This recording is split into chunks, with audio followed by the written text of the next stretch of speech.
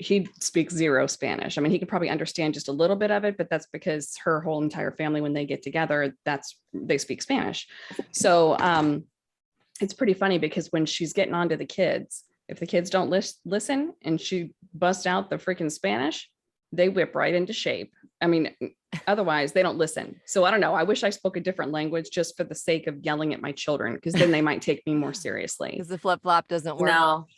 She doesn't even have to do that. She does not even have to do that. Are you talking about You know BB? what? I'm talking about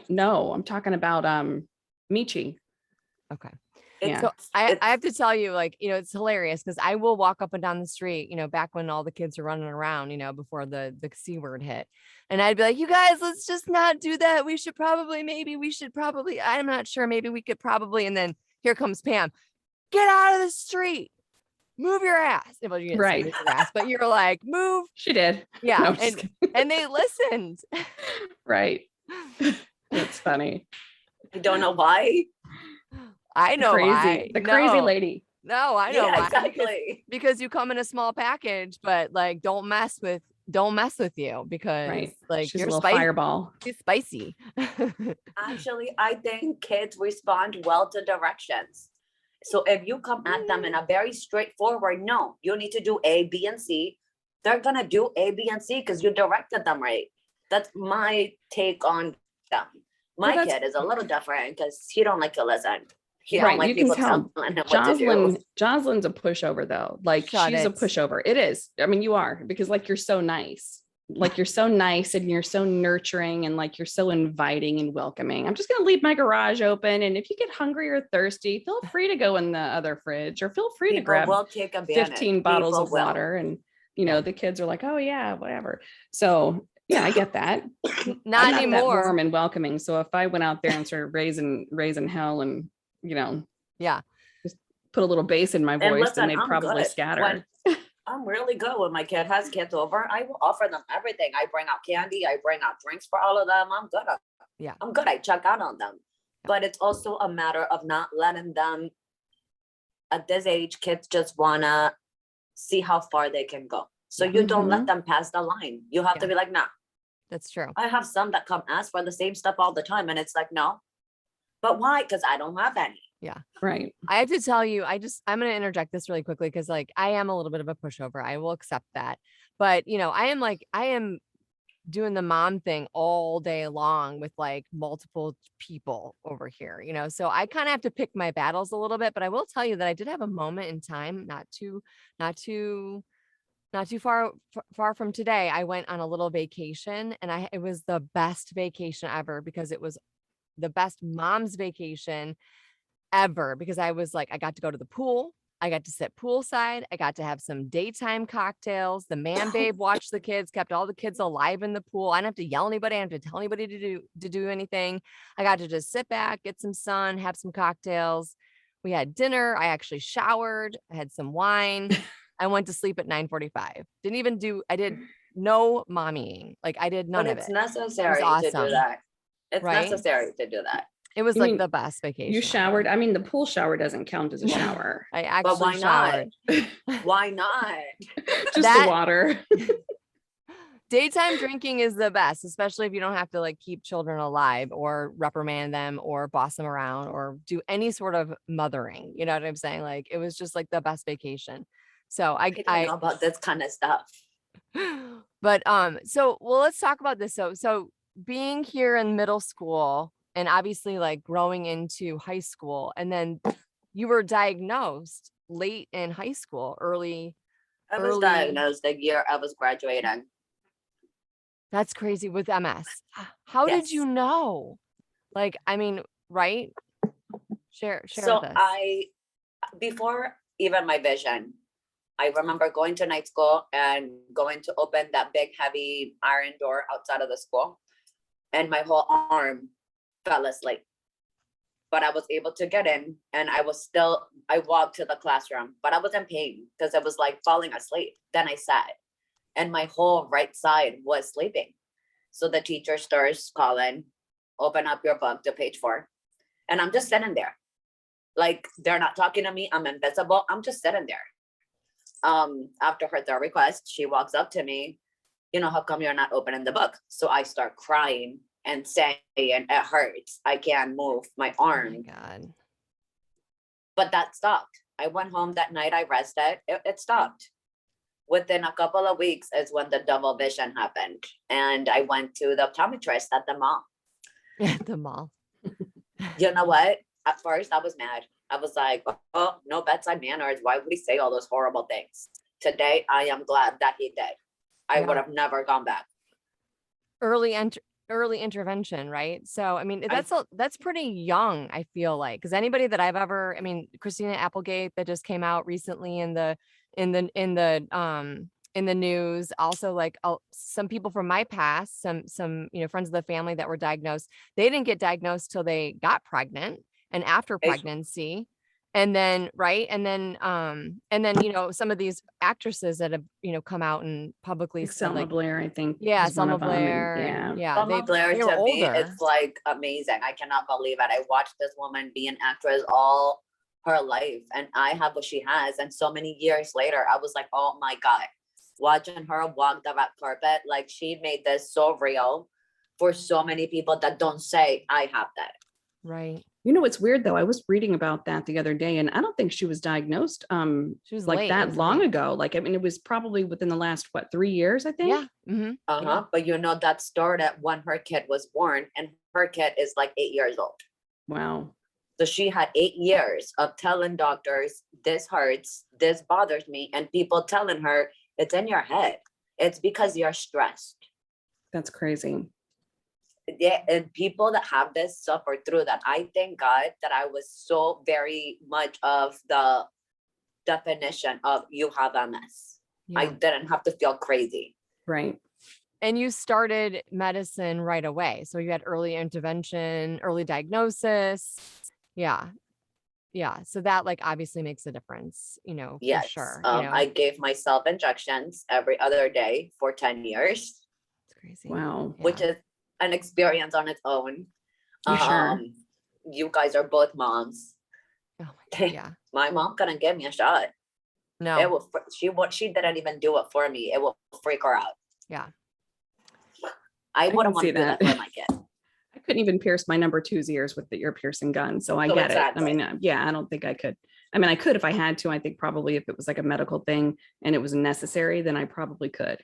Yes, but not if they're teaching her how to do it herself. You wouldn't. Correct. You would Right. opt to not, because you have to learn. Right. Well, and like back to the Selma Blair thing. I mean, I remember her being quoted in one of the articles that I read where she was like, yeah, I'm disabled. Like I fall down sometimes, and like when I look at you and you told me that you had MS, like I would have never in a million years been like, oh, you have MS. You know what I'm saying? Like you don't present like you have MS, but it also makes sense that you had early diagnosis, early intervention. And, some of the people that we're talking about, like you said, people were telling them it was in their head, they weren't getting the medicine that they needed, earlier on in the diagnosis window or whatever. It's sad. It's sad. It also can mirror so many things. I'm sorry, I would have never put together the fact that my arm fell asleep and the fact that I'm seeing double, Right. like having anything to do with each other. Right. The first thing that comes to mind when you talk about like your arm falling asleep is, oh, she's got a pinched nerve. You know what I mean? Because Yeah. the nerves, like it gets tingly and it kind of has that falling asleep feeling. It was and I say falling asleep. I don't know if that's even what it is. It's all the nerves going crazy with each other. Mhm. So it felt heavy and it felt numb and it felt like it had no strength. So I call it falling asleep, Yeah. Right. but it's just how I could imagine, like it's just how I could say it. Yeah. Right. No, that's a good way. I mean, are there other symptoms that, that came along, after you were diagnosed that you were like, oh, okay, yeah, that makes sense now. Like this happened or that happened. Oh, nothing made sense. I was young. I was Right. 18. I was like, what the F is all this? Why do I have to shoot myself? The bruises, like nothing made sense. I'm Right. sorry. Yeah, no, I know. But like, sometimes like, it's just like when you have one of those things where it's like you get diagnosed and you're like, oh yeah, okay. Like I missed this symptom or I When missed you're this. 18, Yeah, like when you're you're 18, you're not. invincible. So Yeah. it's like your head's not really in Yeah. You're not that there. place. Exactly. It takes, it's taken me a very long time to even start understanding, um, different things from the back or like from the past or whatever. It takes time. It takes time. It takes a lot of getting to know, I guess, the signals your body's trying to give you. Yeah. And actually wanting to listen, because we don't always want to listen. Oh my God. When I was 18, I mean, there's no way. I mean, like you look back and reflect on some of the choices that you made or the things that you did or the people you were around and you're like, I'm glad that I'm still here, like Yeah, you're not right? thinking about like, yeah, and making those different choices. But your medicine regimen has changed though, right? Because over the years, It has you to. don't have to do, It you don't have has to to, do because like shots. anything, you're gonna build up immunity towards certain things. Yeah. When I first got diagnosed, there was 5 injections. All injections, somewhere subcutaneous, which is skin deep, Yeah. somewhere intramuscular. So big ass needles. Oh my God. I chose the small needle because I was like, oh, I have to do it more Right. often, but it's little. I'll take that. Right. I did that for 10 years. Then I wanted a baby. Like that's okay. So can you have children? I mean, I know that some people already have children and then get diagnosed afterwards because the You pregnancy, can have like, children, but you are not on any medication while you're planning to have a child. Most people that get pregnant don't foresee an MS diagnosis coming. I already had a diagnosis. So I knew I have to get off my medication 3 months before I start trying, so I could clean out my system. So it's like some of the medicine is obviously not the type of medicine that you want to have in your system, because Most of the medicines are the type that you don't want in your system when you're gonna have a kid. Yeah, because it could cause like probably some You're not great bringing in things. your life you just don't want, Yeah. Well, I remember I was on anxiety medicine before I got pregnant with my first, and they said you need to wean yourself off of it before, like, so I was like, okay, I'll wean myself off of it. I went off of it and it was the same kind of thing. It was like I felt great during my pregnancy, during the period of breastfeeding time. Like I felt good. I didn't have any anxiety. But then as soon as I stopped breastfeeding, it was really quick that my body went back to, and I went back on medicine. So, but with my second pregnancy, I did not wean myself off of my medicine, and I waited a longer period of time into the first trimester before I weaned myself off of it. But, I feel like everybody's got to do what they got to do, and this particular medicine, it, the risk versus like what I was weighing for my own health, like it wasn't like going to be super detrimental, but it sounds like the type of medicine for MS is pretty heavy. Most of them are not for when you're pregnant. And even if it says it's a medicine that won't affect you when you're pregnant, once you're pregnant, they make you get off it. Yeah.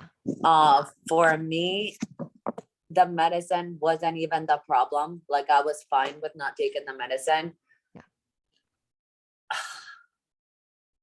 I guess like spit it out. The coffee was ridiculous. Like, what do you mean don't drink coffee? Fuck yeah. Right. You want people to when live. You get that, and when you get that caffeine headache, it's only Tylenol that you can take, which Tylenol does exactly. Not only that, so that's the other thing. They would only let you take Tylenol. Oh my God. Yeah. That's not what I did. Well, we lost you. I am an Advil believer. I didn't care. So you drank coffee and took Advil and did all the awesome. You ate deli meat. Were you smoking? Like a huge. Did you smoke during? Yes. No. And you know what? Everyone's like, cigarettes. I cut a lot, but I still did a couple because it's really, really tough. Yeah. I think in the 9 months I probably smoked 5 of them. Yeah. Yeah. Weed I did not want to smoke weed. It made me feel so disgusting, which was surprising to me because.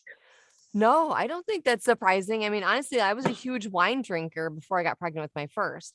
And then after I craved beer during the pregnancy. And I we're talking the only beer I drank was like in college when you like did a bunch of shots in the dorm room before you went to the, you know, frat party. And then you just, you know, had the red Solo cup of like, you know, keg beer just to sip. Like that's the only beer I ever drank, but I craved beer during my pregnancy with my first. And after that, that's all I could drink. I couldn't touch wine for 10 years. Mojitos. I What? wanted mojitos. You wanted mojitos during your pregnancy. It's Too funny. Yeah. And I don't even drink, but I craved mojitos. Well, Why, I don't know. I would take sips of like, you know, beer. I mean, you know, like when I was pregnant, like little sips, like it wasn't like I had a beer or anything like that. But I I'm mean, Spanish. They would still buy me a mojito. It's only one. They it's would. cultural, It's right? Chili's. They don't even put that much liquor in it. Right. Right. That's true. So you went through your whole pregnancy and you were good though? Were you kind of like in remission? Like, do you have episodes? Because I know, and I say episode loosely because I'm not like really educated in the whole MS situation, but So then yeah, I had some family friends that had MS growing up and they would have like, they would go in remission, out of remission, in remission, out of remission. I don't know if there's different types of MS. So there's 4 different types. I don't know all of them. Mine is remitting relapsing, which means exactly what you're saying. I'm going to go through a downtime and then I'm going to bounce back to normal. There's other kinds where you have, they call it exacerbation. That's an attack, exacerbation. So you have one and you may not go back all the way. do you have episodes? I mean, do you have like where your body I falls haven't asleep? had any since I had Jay. The medication I'm on now, it's amazing. So it's been 10 years. So Wow. did you have like an experience like I had with like the anxiety medicine where it was like I was off of it during my pregnancy and then during breastfeeding I was still good, and then after I stopped breastfeeding all of a sudden wham, it hit me and I was like I got to go back on my anxiety medicine like right now, you know? Like did you No, ever it have that wasn't moment? medicine. It wasn't even, it's What so ha- 9 months yeah. of